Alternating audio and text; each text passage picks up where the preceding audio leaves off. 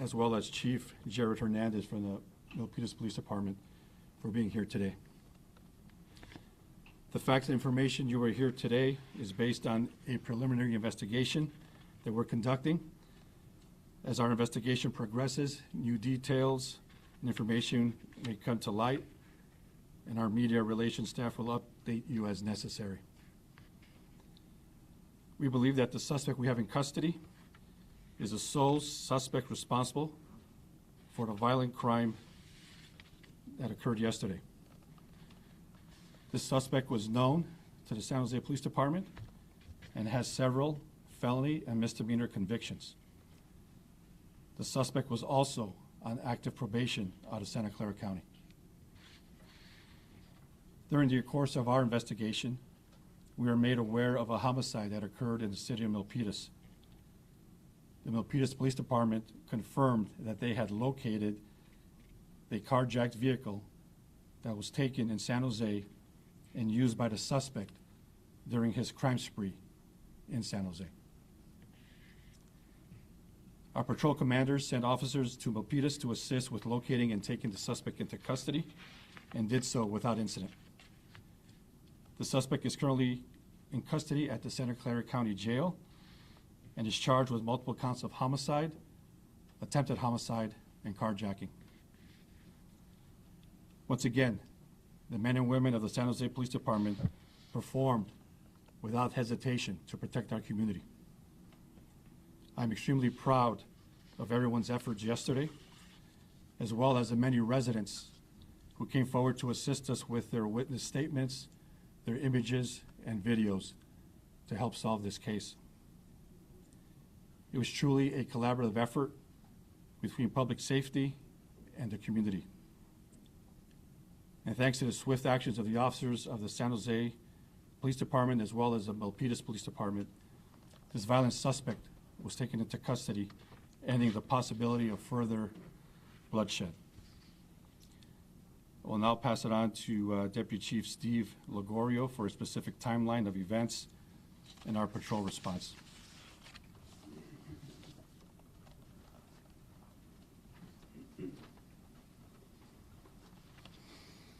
Good afternoon. I am Deputy Chief Steve Ligorio, San Jose Police Department Bureau of Investigations. I'll provide you with a timeline of events that occurred yesterday. All times are approximate. 3:11 p.m., officers responded to a stabbing and carjacking near Cooser and Delwood in South San Jose. An adult male victim was stabbed with life-threatening injuries, but was later stabilized. The suspect left in the victim's tan Honda minivan. At 3:31 p.m., officers responded to a stabbing and carjacking in the parking lot at 1800 Hillsdale Avenue.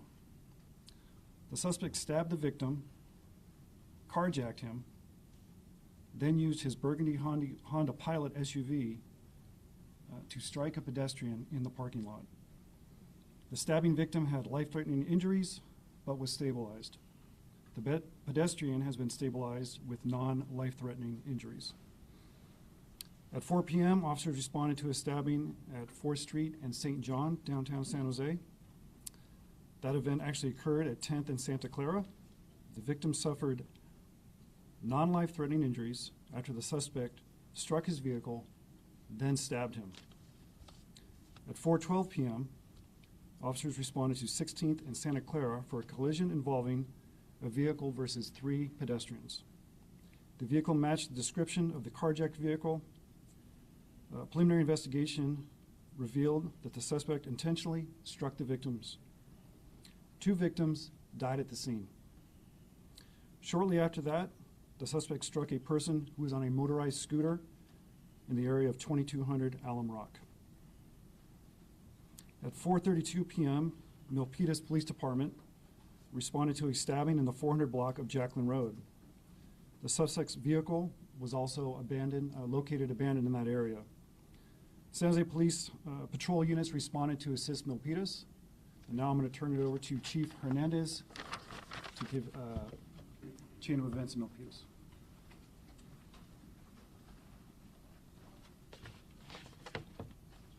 Thank you all for being here with us on this Friday afternoon.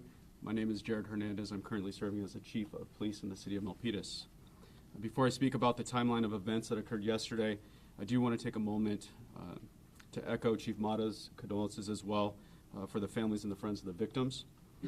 When senseless acts of random violence happen and tragedies like this that we witnessed yesterday occur, it affects all of us as individuals and as communities, and it affects us as responders to these types of incidents. So yesterday at about 4:30 in the afternoon, the Milpitas Police Department's Communications Center received a 911 call about a stabbing that had occurred at the Smart and Final parking lot in the 400 block of Jacqueline Road. Numerous officers arrived on scene within a minute of the event, and the suspect had already left the scene. Officers that arrived immediately began rendering first aid to the victim. It was a single victim, a 27-year-old male resident of the city of Milpitas, and they began CPR. While officers were tending to the victims, other officers began gathering information, trying to search video. And officers from the San Jose Police Department also arrived at our scene, and we learned that the suspect that we were seeking was likely involved in the violent acts that happened in the city of San Jose earlier. Our departments began working collaboratively in an attempt to identify the suspect and take him into custody as quickly as possible. While this was happening, fire department personnel and paramedics arrived on scene, took over medical aid, and transported our victim to the hospital, where he was pronounced deceased at 5:06 p.m. Simultaneously, while our event was occurring in the city of Milpitas, a graduation ceremony was taking place at the Milpitas High School, which is less than 100 yards away. So securing the area, ensuring the safety of the attendees at that graduation became a priority for us. We moved officers to perimeter positions to ensure people inside the venue were protected, and we placed plainclothes detectives inside of that ceremony.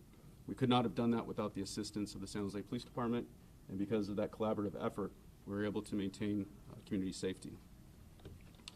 As Chief Mata had mentioned, the suspect vehicle was located in the city of Milpitas at the shopping center. We believe that the suspect was still in the area as a result of a canine track, so thank you to the canine team that gave us that information. With the assistance of the San Jose Police Department's air unit overhead, Milpitas police officers and San Jose police officers canvassed the area for the suspect in a coordinated and collaborative effort to bring him into custody. At about 6:15 p.m., the suspect emerged from a parked vehicle, and our officers took him into custody on Arizona Avenue, less than a quarter mile from our stabbing scene. Currently, detectives from the Milpitas Police Department and the San Jose Police Department continue to work collaboratively as we try to piece together the events of what happened yesterday and identify a motive behind the person's actions. I want to thank our dispatchers, our officers, and our detectives for the quick response, as well as the San Jose Police Department for the collaboration and the support. I believe that the quick actions of our dispatchers in taking the information from the 911 call, coupled with their quick dispatching of the incident and the rapid response of our officers from both the Milpitas Police Department and the San Jose Police Department. We ended the crime spree. We were able to effectively prevent additional people from being injured and ultimately take a suspect into custody. Thank you. We're going to have Mayor Matt Mahan come up and say a couple words.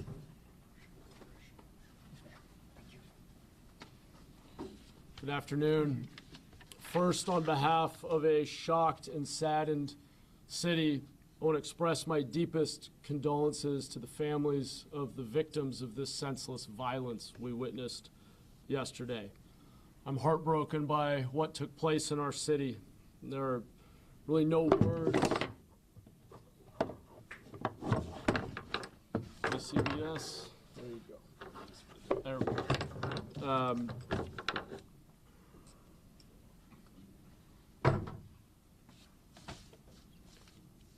There are no words that can convey the depth of our sorrow to the families of the victims. San Jose mourns with you, and I know my colleagues here today, council members Pam Foley and Omar Torres, share that devastation and are fielding a lot of very tough questions from neighbors today. I want to thank the brave women and men of the San Jose and Milpitas Police Departments for their urgent action that saved further catastrophe, prevented further catastrophe.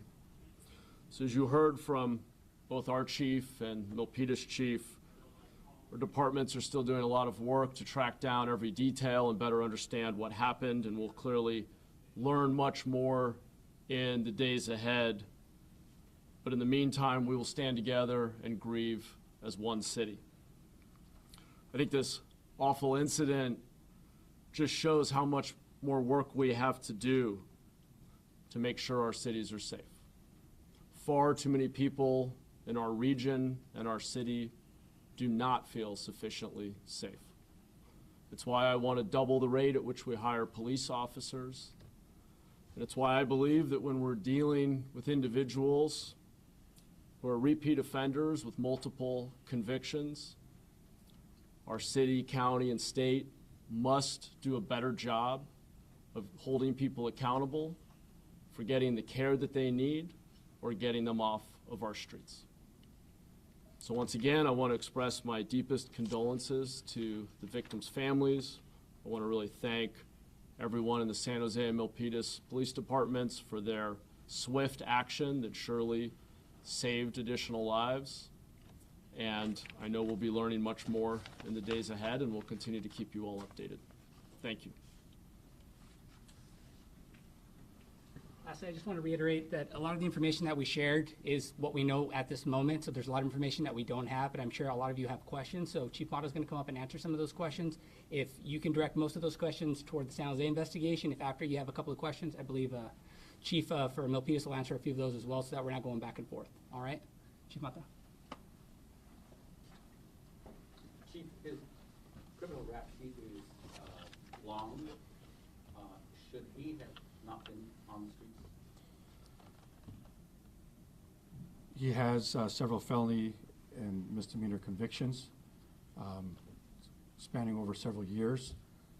Again, we're just one part of the criminal justice system, right? We're the gatekeepers.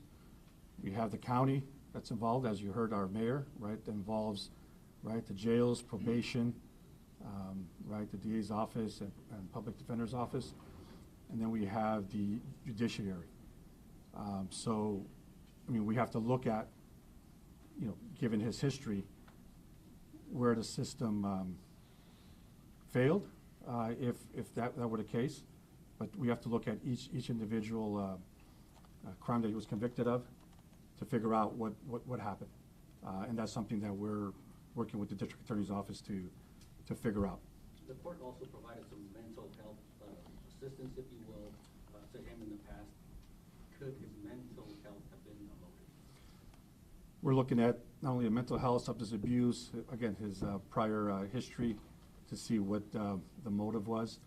We didn't, again, this is still under investigation. We're going to be working with district attorney's office to determine what the motive was, taking all that into consideration. Was he under the influence of drugs or alcohol? We don't know that. We'll probably get the results later on. So are you saying the system failed by him being on the streets? Is that what you were talking about that? You were like, the system failed. What do you mean by that? What I meant is that we're one part of the system. We have to see where the system failed this individual, right? And say the system failed. We have to figure out what happened to him, given you know, his prior criminal convictions. Is there any commonality among the people who were attacked? No, it was just random attacks. Like was mentioned, senseless acts that this individual committed.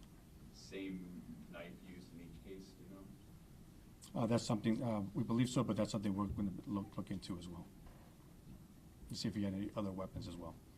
So some of the pedestrians had been identified, had mentioned that the deputy chief had said that they were intentionally hit. Was that the case of the one in Hillsdale and then the person on the motorized scooter, or was that just kind of they were in the way as he was trying to get away or do whatever he was doing in the car? We believe that these were intentional. They were all intentional acts, both the carjackings and the vehicle collisions. But with the other ones, so okay, so they were all intentional. So he actively tried to hit all wasn't just that they were like in the way? That's what we know at the time. Was he targeting those people specifically, or were they just there? Again, just random acts of violence. There was no targeting of individuals. Again, just random, and then he committed the crimes. Chief, is the scooter incident, is that in addition to what you knew last night, or was that known last night? Again, as was mentioned, all this information is still coming in. That's why we urge our community, if they heard or saw something last night or were a victim of this individual's actions, we want them to come forward. Yes, we're learning new things as this investigation continues. And he got out of a vehicle when he was apprehended. Was that a different vehicle than, I mean, was it another vehicle that he had broken into? Do we know the state of that vehicle? I think we mentioned that it was the same vehicle that was taken in San Jose, and that was recovered in Milpitas. So we have that vehicle. All right, we'll go ahead and move over to Milpitas if anybody has any Milpitas specific questions. Chief Hernandez, if you can reiterate what you have to do at Milpitas High again? Certainly. So while we were investigating our stabbing, at the time it was a stabbing, we weren't aware of the victim's condition at that time. There was a graduation occurring at the local high school. And so we had the tough choice, do we end the ceremony, which could create additional issues, or do we provide some type of site security the best that we can? So we elected to provide site security, so that way we knew where all the pedestrians were. We thought that that was the best approach to promoting public safety. So we brought in additional officers to basically surround the ceremony, and then we put plainclothes detectives on the ground inside of the ceremony. At that time, we had a photo, so we knew who we were looking for. At least we didn't know the identity, but we knew what they looked like. So we thought that was the best approach. So the attendants had no idea what was going on? I'm sure that there was a little bit of angst because there was a helicopter flying above, but there was not any outwardly facing information at that time. We were still new into the investigation, still learning that what we were dealing with may have been related to what San Jose was dealing with. It would have been premature to send that out at that time. Chief, you said that the suspect exited a vehicle. Did he surrender to you, or did you recognize him and take him into custody? So he came out of a vehicle and moved up the street, and we had received information either through an officer or a witness, I'm uncertain at this time, that the person was walking down the street. And when officers, I guess I would describe it as a overwhelming show of force with multiple bodies there, he just basically surrendered. How long was he, how long did you guys not know where he was?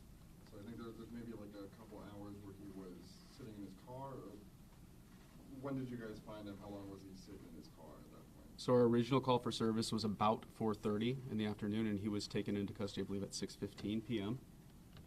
Did you recover any weapons, any knives? A weapon was recovered.